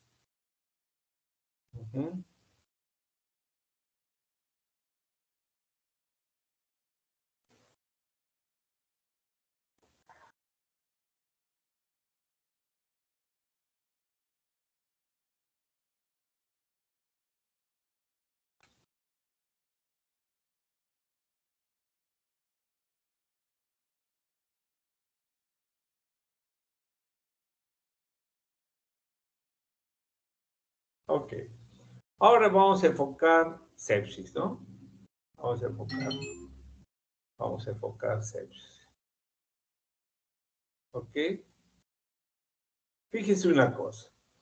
Noxa es todo lo que hace daño. Esta noxa puede ser de origen infeccioso o de origen infeccioso. Esta noxa ataca al ser humano. El ser humano se defiende con su sistema inmune, ¿no es cierto? Ese choque entre el sistema inmune y la noxa produce una inflamación. Y esta inflamación puede ser localizada o puede ser generalizada. La generalizada es la que nos interesa y eso es lo que se denomina el síndrome de respuesta inflamatoria sistémica. ¿No es cierto? Entonces es una inflamación generalizada y al estar inflamada está dañando el cuerpo, ¿no? Está dañando el cuerpo.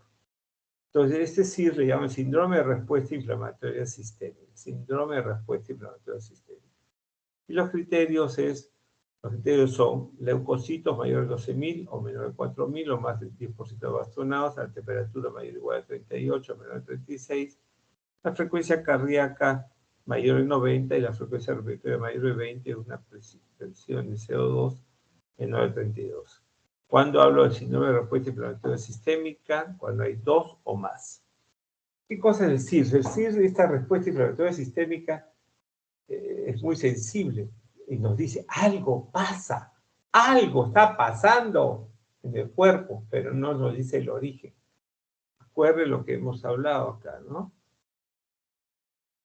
Esta noxa puede ser infecciosa o no infecciosa y es una sola ruta, entonces no nos dice, y ahí está el reto de identificar si esto es infeccioso o no. ¿De acuerdo? Entonces, el síndrome de respuesta inflamatoria sistémica es el problema acá. Entonces, es inmunocompetente, inmunocomprometido. Si es inmunocomprometido, si es falla fagocitaria, molecular celular o combinado. La segunda pregunta es si es infeccioso o no infeccioso. Si es infeccioso, eso se llama sepsis. Si esto no es infeccioso, neoplásico o no neoplásico. Ya vamos a hablar que hay más criterios, etcétera, ¿no es cierto? Pero en este caso, sepsis, a esta altura del camino, sepsis es el síndrome de respuesta inflamatoria sistémica producto de un agente infeccioso. ¿No es cierto? Todavía no voy a agregarle más, ¿no es cierto? El síndrome de respuesta inflamatoria sistémica es producto de un agente, cuando es producto de un agente infeccioso, se llama sepsis. ¿De acuerdo? Y hemos dicho que esa sepsis puede ser bacteriana, puede ser micótica, puede ser parasitaria, puede ser viral. Y acá volvemos, fíjense. Tenemos la noxa que es infecciosa o no infecciosa, ataca al huésped, tiene el sistema inmune, y esto produce el síndrome de respuesta inflamatoria sistémica. Si es de origen infeccioso, se llama sepsis. Y como es una cascada inflamatoria, si no se controla esta cascada inflamatoria y avanza, puede producir disfunción orgánica, y eso se llama sepsis severa. Y esta disfunción orgánica puedo entenderla por hipotensión arterial o hipoperfusión tisular, que revierten con fluidoterapia. Cuando no revierten con fluidoterapia y necesitan drogas vasopresoras, se llama choque séptico. Y obviamente la condición es más seria, ¿sí? Y cuando este choque séptico no revierte con todo el soporte y conlleva que más de un aparato, sistema o tracto comience a fallar, es lo que se llama falla orgánica multisistémica o disfunción orgánica multisistémica. ¿Cierto? DOMS o FOMS. Y si no se controla, muere. La otra cosa, lo que están viendo es recuperación. ¿Qué quiere decir? Que si nosotros tuviéramos la chance de intervenir, podríamos recuperar. Pero hay que ser realistas. A medida que intervengamos más tardíamente, menos posibilidades de rescatar. Entonces, de sepsis a FOMS o DOMS se llaman los niveles de infección. Es en los niveles de la cascada inflamatoria. Quiere decir, de este síndrome de respuesta inflamatoria va inflamando el organismo, va inflamando los órganos y va dañando la tela y se va rompiendo la tela, ¿no es cierto? Se va gastando. Entonces, obviamente, si llegamos tarde, menos posibilidades, ¿no? Entonces, ¿cuál es el mensaje? Hay que hacer el diagnóstico precoz. Prevención secundaria, ¿no es cierto? Si yo ya tengo el problema, hay que diagnosticarlo tempranamente para tratarlo oportunamente. Sepsis, ya hemos dicho, es el síndrome de respuesta inflamatoria sistémica, producto de un agente infeccioso documentado o altamente sospechado. Puede ser por bacterias, por virus, por hongos, por parásitos. Si esta inflamación avanza, no se controla y comienza a producir disfunción orgánica, ¿cómo lo entendemos? Por hipotensión arterial o hipoperfusión tisular, pero que revierte con fluidoterapia, eso se llama sepsis severa. Pero si no revierte con fluidoterapia y necesita drogas vasopresoras, estamos frente al choque séptico. Y si hay falla o disfunción severa, irreversible, muchas veces de órganos, aparatos, sistemas, ¿correcto? Eso es lo que se llama falla orgánica multisevera o multisistémica o disfunción orgánica multisistémica. ¿De acuerdo? ¿Ok? Y a estas cuatro se les llama los niveles de infección y son productos de la cascada inflamatoria no controlada, ¿no es cierto? No controlada porque el organismo no tuvo la capacidad de controlar su respuesta proinflamatoria, ¿no? Nosotros tenemos una respuesta proinflamatoria y tenemos un componente antiinflamatorio, pero este componente antiinflamatorio no fue capaz de controlarlo. Ahora lo vamos a ver. Ya hemos dicho que esto puede ser producto de bacterias, hongos, virus o parásitos. ¿Qué pasa con las bacterias? Entonces yo necesito saber si son cocos, bacilos, gram positivos, gram negativos, aerobios, anaerobios, extracelulares, intracelulares. Por eso es importante, uno dice, ¿para qué el doctor Cuellar nos pide que revisemos? Tenemos que revisar, si no, ¿cómo vamos a manejar estas infecciones tan importantes, estas formas de infección tan importantes como es la sepsis? ¿No es cierto? Cocos, bacilos, gram positivos, gram negativos, aerobios, anaerobios, extracelulares, intracelulares. ¿No es cierto? Hongos levaduriformes, filamentosos, dimórficos o oportunistas, ¿no es cierto? Ya dijimos. También es importante que nosotros conozcamos, hay sepsis, por ejemplo, con foco y sin foco, ¿no es cierto? Entonces, sin foco, ustedes tienen que considerar potencial foco el aparato, el tracto aéreo digestivo, ¿no es cierto? De la boca hasta el ano. Cuando no tengan foco, hay que seguir buscando, pero consideren muchas veces que no vaya a ser el tracto aéreo digestivo. Y si tiene foco, ¿cuáles son los focos más importantes? Urinario, pulmonar, cutáneo, abdominales. Entonces, si ustedes tienen sepsis, choque séptico, estos focos, ustedes, ok, en el urinario generalmente son bacilos, gram negativos, aerobios. enterobacterias, no enterobacterias, y yo puedo cubrir empíricamente eso, pero obviamente he tomado un examen completo ahorita, he hecho microcultivo, ¿no es cierto? El pulmonar, si es de la comunidad neumococo o cocos gram positivos, debería cubrirlo. Si es hospitalizado, neumonía intrahospitalaria o neumonía asociada a ventilación mecánica, cubriría otros ejemplos, cutáneo y así, ¿no? Entonces tengo sepsis con bacteremia, sepsis sin bacteremia, sepsis con viremia, sepsis sin viremia, sepsis con fungemia, sepsis sin fungemia, sepsis con parasitemia, sepsis sin parasitemia. Entonces recuerda que sepsis es el síndrome de respuesta inflamatoria sistémica producto de un agente infeccioso documentado altamente sospechado. No te dice ni el origen, ni te dice la causa etiológica. Te dice que hay la inflamación sistémica nada más y que es producto de un agente infeccioso. El diagnóstico, el dato epidemiológico, el cuadro clínico y los exámenes auxiliares. Hay que acostumbrarse para infecciones bacterianas siempre 3 hemocultivos, perdón, 12 de hemocultivos. Pero vamos a ver para exámenes auxiliares sepsis bacteriana, que vamos a ir adelantándonos un poquito. Siempre que ustedes tengan sepsis ya sea bacteriana, viral, micótica, etcétera, pero generalmente bacteriana, siempre el bundle, ¿no? Las medidas más efectivas, ¿ves? Lactato, medir su lactato para ver el grado de hipoperfusión tisular, ¿no es cierto? Segundo lugar, 2 sets de hemocultivo, 2 sets de hemocultivo, un frasco para heroides, un frasco para 2 sets de hemocultivo. Tercero, empezar el antibiótico dentro de la primera hora, el antimicrobiano dentro de la primera hora de detectado la sepsis o choque séptico. Cuarto, la fluidoterapia, un bolo de 30 mililitros de coloides, ¿no es cierto?, por kilo, para contrarrestar la hipotensión, la disfunción orgánica que se presenta en el paciente. Y si no responde con fluidoterapia, hay que usar los vasopresores en el orden de noradrenalina, vasopresina y adrenalina. No dopamina por demasiado arritmogénico y no butamina si sumamos si es que hay falla de bomba. ¿De acuerdo? Entonces es muy importante que estas son las medidas de manejo de la sepsis, ¿sí? Que la vamos a repasar cuando tengamos la clase propia solamente de sepsis. Pero recuerden que hay que tomar exámenes, los exámenes dependientes de cultivos y los no dependientes de cultivos.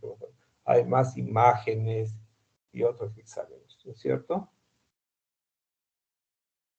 El tratamiento, hay que hacer el diagnóstico correcto. Si ustedes creen que eso es sepsis, tienen que documentarlo, ¿no es cierto? ¿Y qué nivel de infección? Es decir, sepsis severa, choque séptico, falla orgánica, ¿qué soporte vamos a necesitar? Respiratorio, cardiovascular, hemodinámico, hidrometabólico, psicológico, nutricional.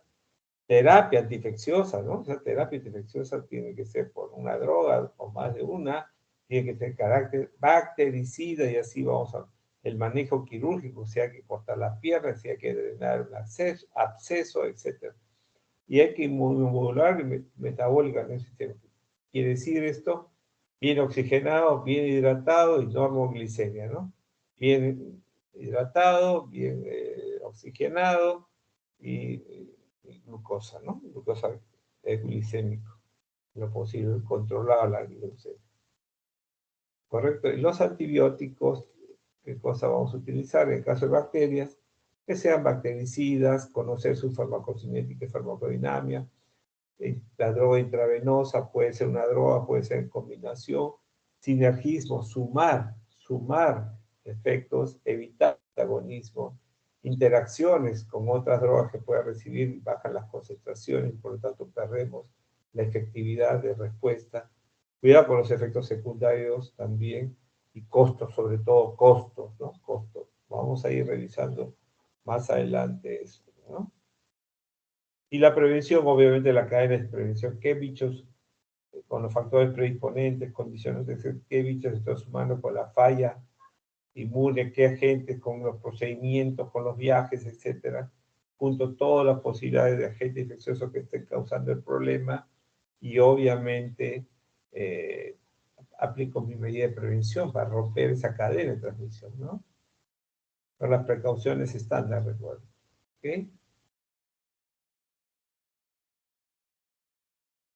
Ok, entonces vamos a dejarlo acá.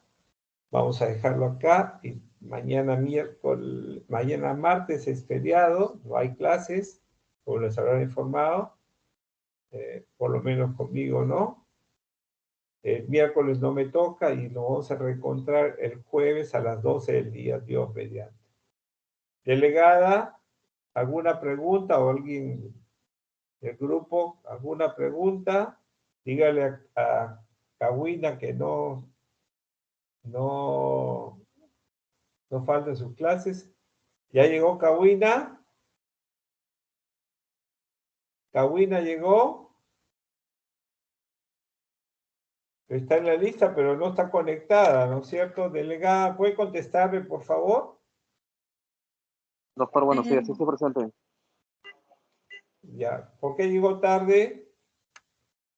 Sí, doctor, disculpe, es que no, como son nuevos horarios, recién me estoy con...